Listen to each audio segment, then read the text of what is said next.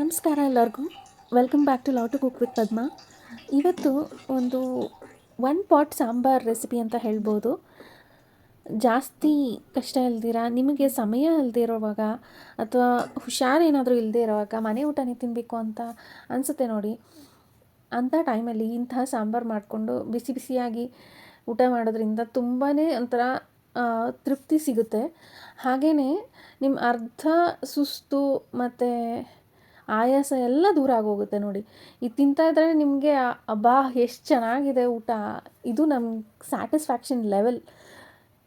ಯಾವುದೋ ಒಂದು ಸಿಂಪಲ್ಲಾಗಿರೋ, ನಾವು ಎಲ್ಲಾದರೂ ಹೋಗ್ಬಿಟ್ಟು ಬಂದಾಗ ಜಾಸ್ತಿ ಮಸಾಲೆಗಳು ಅದು ಎಲ್ಲ ತಿಂದಾಗ ನಮಗೆ ಮನೆಯಲ್ಲಿ ಸಿಂಪಲ್ಲಾಗಿರೋವಂಥ ಅನ್ನ ಸಾಂಬಾರು ತಿಂದಾಗ ಎಷ್ಟು ತೃಪ್ತಿ ಆಗುತ್ತೆ ನೋಡಿ.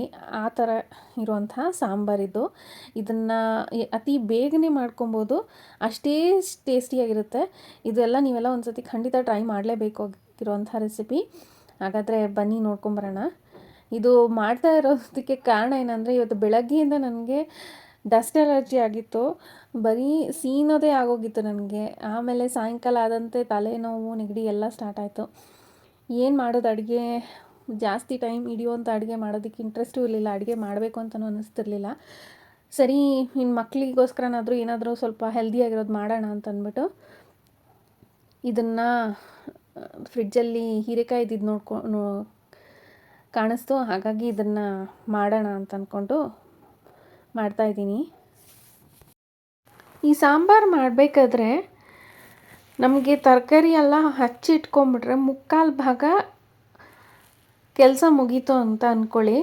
ನಾನಿಲ್ಲಿ ಒಂದೇ ಒಂದು ಹೀರೆಕಾಯಿ ತೊಗೊಂಡಿದ್ದೀನಿ. ಅದರದ್ದು ಸಿಪ್ಪೆ ಎಲ್ಲ ಸುಲಿದು ಸಣ್ಣಕ್ಕೆ ಹಚ್ಚಿ ಇಟ್ಕೊಂಡಿದ್ದೀನಿ. ಇದು ಎಳೆ ಹೀರೆಕಾಯಿ, ಹಾಗಾಗಿ ನಾನು ಬೀಜ ಏನೂ ತೆಗಿಲಿಲ್ಲ ಅದರೊಳಗಡೆ.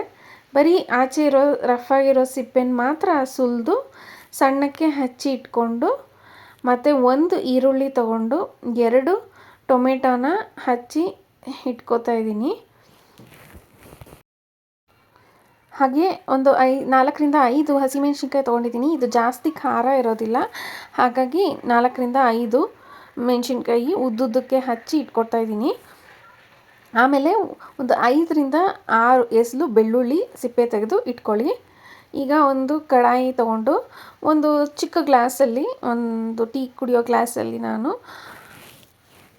ಹೆಸರುಬೇಳೆ ತೊಗೊಂಡಿದ್ದೀನಿ. ಹೆಸರುಬೇಳೆನ ಸುಮ್ಮನೆ ಸ್ವಲ್ಪ ಘಮ್ ಅಂತ ವಾಸನೆ ಬರುತ್ತೆ ನೋಡಿ, ಆ ಥರ ಹುರ್ಕೋಬೇಕಾಗುತ್ತೆ. ಜಾಸ್ತಿ ಕಲರ್ ಏನು ಚೇಂಜ್ ಆಗೋದು ಬೇಕಾಗಿಲ್ಲ, ಸುಮ್ಮನೆ ಒಂದು ಸ್ವಲ್ಪ ಹೊತ್ತು ಹುರ್ಕೊಂಡ್ರೆ ಸಾಕು. ಯಾಕಂದರೆ ಅದು ಒಂಥರ ಪರಿಮಳ ಬರುತ್ತೆ ಹುರಿದ್ರೆ, ಅದಕ್ಕೋಸ್ಕರ ಒಂದು ಸ್ವಲ್ಪ ಹುರ್ಕೊಂಡು ಹಾಕ್ಕೊಳ್ಳೋಣ. ಈಗ ಹೆಸರುಬೇಳೆ ಹುರಿದಿದ್ದಾಗಿದೆ. ಈಗ ಕುಕ್ಕರಲ್ಲಿ ಸ್ವಲ್ಪ ಹೆಸರುಬೇಳೆ ಎಷ್ಟು ತೊಗೊಂಡಿದ್ನೋ ಅಷ್ಟೇ ತೊಗರಿಬೇಳೆನ ತೊಳೆದು ಹಾಕ್ಕೋತಾ ಇದ್ದೀನಿ. ಆಮೇಲೆ ಹುರ್ಕೊಂಡಿದ್ವಲ್ಲ ಹೆಸರುಬೇಳೆ, ಅದನ್ನು ಸಹ ಕುಕ್ಕರಲ್ಲಿ ಹಾಕ್ಕೋತಾ ಇದ್ದೀನಿ. ಇಲ್ಲಿ ನಾನು ತೊಗರಿಬೇಳೆ ಮತ್ತು ಹೆಸರುಬೇಳೆ 2 ಸಮವಾಗಿ ತೊಗೊಂಡಿದ್ದೀನಿ. ಅದೇ ಕುಕ್ಕರಲ್ಲಿ ಇವಾಗ ನಾವು ಸಣ್ಣಕ್ಕೆ ಹಚ್ಕೊಂಡಿದ್ದಿದ್ದು ಹೀರೆಕಾಯಿ, ಬೆಳ್ಳುಳ್ಳಿ, ಈರುಳ್ಳಿ, ಟೊಮೆಟೊ, ಹಸಿಮೆಣಸಿನ್ಕಾಯಿ ಎಲ್ಲವನ್ನು ಹಾಕ್ಕೊಂಡು ಅದು ಮುಳುಗೋ ಅಷ್ಟು ನೀರನ್ನ ಹಾಕ್ಕೊಂಡು ಕುಕ್ಕರಲ್ಲಿ ಸ್ಟವ್ ಮೇಲೆ ಇಟ್ಕೊಬೇಕು. ಅದು ಒಂದು 3ರಿಂದ 4 ವಿಸಿಲ್ ಬಂದರೆ ಸಾಕು. ನುಣ್ಣಗಾಗಿರಬೇಕು ಬೇಳೆ ನೋಡಿ, ಆ ಥರ ಬೇಯಿಸ್ಕೋಬೇಕು. ಒಂದು 3ರಿಂದ 4 ವಿಸಿಲ್ ಆದರೆ ಚೆನ್ನಾಗಿ ಬೆಂದೋಗುತ್ತೆ ಎಲ್ಲನೂ.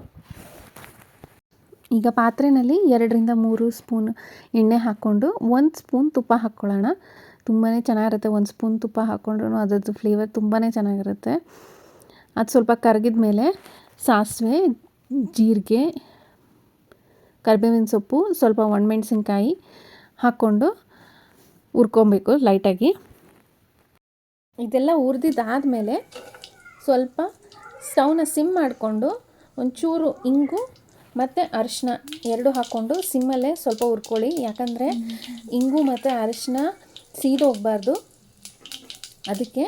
ಮತ್ತು ಹಾಗೆ ಸಿಮ್ಮಲ್ಲಿ ಇಟ್ಕೊಂಡು ನಾವು ಇದು ಬೇಳೆ ತರಕಾರಿ ಎಲ್ಲ ಬೇಯಿಸ್ಕೊಂಡಿದ್ವಿ ನೋಡಿ, ಅದನ್ನು ಕುಕ್ಕರಲ್ಲೇ ಸ್ವಲ್ಪ ಸೌಟಲ್ಲಿ ಸ್ಮ್ಯಾಶ್ ಮಾಡಿಕೊಂಡು ಈಗ ಪಾತ್ರೆಗೆ ಬಗ್ಗಿಸ್ಕೊಳ್ಳಿ. ನೀವು ಚಪಾತಿಗೆ ಅಥವಾ ದೋಸೆಗೆ ಏನಾದರೂ ಇದನ್ನು ತಿನ್ನಬೇಕು ಅಂತಂದಾಗ ಸ್ವಲ್ಪ ನೀರು ಕಡಿಮೆ ಹಾಕ್ಕೊಳ್ಳಿ. ಅನ್ನಕ್ಕೇನಾದರೂ ತಿಂತೀರಾ ಅಂತಂದಾಗ ಸ್ವಲ್ಪ ನೀರು ನೋಡಿಕೊಂಡು ಸಾಂಬಾರು ಥರ ಮಾಡ್ಕೊಳ್ಳಿ. ಸ್ವಲ್ಪ ನೀರು ಜಾಸ್ತಿ ಹಾಕ್ಕೊಂಡ್ರೆ ಸಾಂಬಾರು ಥರ ತಿನ್ನೋದಕ್ಕೆ ಅನ್ನದ ಜೊತೆಗೆ ಚೆನ್ನಾಗಿರುತ್ತೆ. ನಾನಿಲ್ಲಿ ಅನ್ನಕ್ಕೆ ಮಾಡೋದ್ರಿಂದ ಸ್ವಲ್ಪ ನೀರು ಅದೇ ಕುಕ್ಕರ್ಗೆ ನೀರು ಹಾಕ್ಕೊಂಡೆ. ಈಗ ಸ್ಟವ್ನ ಮೀಡಿಯಮಲ್ಲಿ ಇಟ್ಕೊಂಡು ಒಂದು ರೌಂಡ್ ಚೆನ್ನಾಗಿ ಕುದಿಸ್ಕೊಂಡು, ಈಗ ಒಂದು ಚಮಚ ಸಾಂಬಾರು, ನೀವು ರೆಗ್ಯುಲರ್ ಸಾಂಬಾರು ಮಾಡ್ತೀರಾ ನೋಡಿ ಅದರದ್ದು ಸಾಂಬಾರು ಪೌಡ್ರು ಒಂದು ಚಮಚ ಹಾಕ್ಕೊಳ್ಳಿ. ಮತ್ತು ಒಂದು ಸ್ವಲ್ಪ ರುಚಿಗೆ ಎಷ್ಟು ಬೇಕೋ ಅಷ್ಟು ಬೆಲ್ಲ ಹಾಕ್ಕೊಂಡು, ಮತ್ತು ಕಲ್ಲುಪ್ಪು ಹಾಕ್ಕೋತಾಯಿದ್ದೀನಿ ನಾನಿಲ್ಲಿ ರುಚಿಗೆ ಎಷ್ಟು ಬೇಕೋ ಅಷ್ಟನ್ನು ಹಾಕ್ಕೊಂಡು ಒಂದು ಬಾಯ್ಲ್ ಬಂದರೆ ಸಾಕು. ತಿರುಗಿಸ್ಕೊತಾ ಇರಿ. ನೋಡಿ ಎಷ್ಟು ಚೆನ್ನಾಗಿದೆ ಅಂದರೆ ವಾಸನೆ ಘಮ ಘಮ ಅಂತಿರ್ತಿತ್ತು. ಆ ಜೀರಿಗೆದು, ಇಂಗುದು, ತುಪ್ಪದ್ದು ಎಲ್ಲ ವಾಸನೆ ತುಂಬಾ ಚೆನ್ನಾಗಿ ಮನೆಯೆಲ್ಲ ತುಂಬೋಗಿತ್ತು. ಅಷ್ಟು ಚೆನ್ನಾಗಿರುತ್ತೆ ಬಿಸಿ ಬಿಸಿ ಅನ್ನದ ಜೊತೆಗೆ. ನೀವು ಏನು ಸಾಂಬಾರು ತಿಂದ್ರೂ ಅಷ್ಟೊಂದು ಸ್ಯಾಟಿಸ್ಫ್ಯಾಕ್ಷನ್ ಆಗೋಲ್ಲ. ಇದನ್ನು ನೀವು ತಿನ್ನಿ, ಅಷ್ಟು ಒಂಥರ ತೃಪ್ತಿ ಸಿಗುತ್ತೆ ಮನಸ್ಸಿಗೆ. ಏನು ಮಸಾಲೆ ಜಾಸ್ತಿ ಇರೋದಿಲ್ಲ, ಎಂಥದ್ದು ಇರೋಲ್ಲ, ಅಷ್ಟು ಲೈಟಾಗಿರುತ್ತೆ ಮತ್ತು ಅಷ್ಟೇ ಆರೋಗ್ಯವಾಗಿರುತ್ತೆ. ಹೆಸರುಬೇಳೆ ಹಾಕಿದ್ದೀವಿ, ತೊಗರಿಬೇಳೆ ಹಾಕಿರೋದ್ರಿಂದ ಆರೋಗ್ಯಕ್ಕೆ ತುಂಬಾ ಚೆನ್ನಾಗಿರುತ್ತೆ. ಅಷ್ಟೇ ಸಿಂಪಲ್ಲಾಗಿ ಬೇಗ ಮಾಡ್ಕೋಬೋದು. ಇದನ್ನು ನೀವು ಖಂಡಿತ ಟ್ರೈ ಮಾಡ್ತೀರಾ ಅಂತ ಅಂದ್ಕೊಂಡಿದ್ದೀನಿ. ಈಗ ಕೊನೆಯದಾಗಿ ಸ್ವಲ್ಪ ಕೊತ್ತಂಬರಿ ಸೊಪ್ಪು ಹಾಕ್ಕೊಂಬಿಟ್ರೆ ಸಾಂಬಾರು ರೆಡಿ ಆಗೋಯ್ತು. ಘಮ ಘಮ ಅಂತ ಇದೆ ಮನೆಯೆಲ್ಲ. ಅನ್ನದ ಜೊತೆಗೆ ತುಂಬಾ ಚೆನ್ನಾಗಿರುತ್ತೆ. ಖಂಡಿತ ಟ್ರೈ ಮಾಡಿ. ಸಿಗೋಣ ಮತ್ತೆ ಮುಂದಿನ ರೆಸಿಪಿನಲ್ಲಿ. ಅಲ್ಲಿವರೆಗೂ ನಮಸ್ಕಾರ. ರೆಸಿಪಿ ಇಷ್ಟ ಆಗಿದ್ದಲ್ಲಿ ಲೈಕ್ ಮಾಡಿ, ಶೇರ್ ಮಾಡಿ, ಸಬ್ಸ್ಕ್ರೈಬ್ ಮಾಡಿ.